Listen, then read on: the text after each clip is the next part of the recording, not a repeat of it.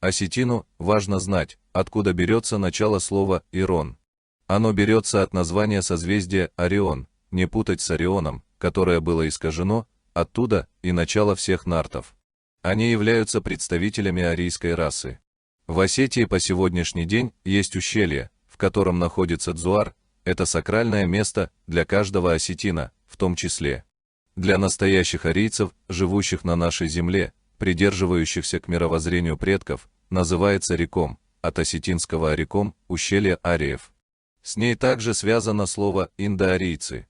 Почему слово «ария» воспринимается большинством негативно?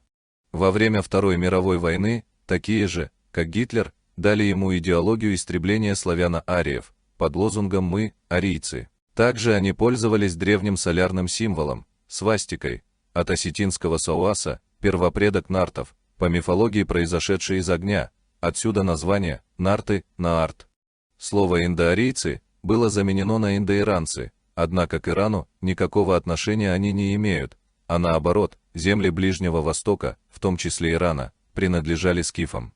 После искажения Гитлером смысла арийской расы и свастики, люди начали относиться к ним с презрением, а слово «индоария» заменено на «индоиран». Нынешнее слово «осетин» было навязано их врагами во время карательных экспедиций совместно с грузинскими националистами, которые упоминали в своих блокнотах отошедших от мировоззрения своих предков, Ахдау, и принявшие религию, как бывшие осетины, от грузинского «аскиапил», «оси». Таким образом, осетин начали называть осетинами. Аланы и асы – это этнонимы. От слова «ас» – «я», бог, живущий на земле, Уаздан, Аздан, богоподобный. Асы – так обозначали себя аланы в древности.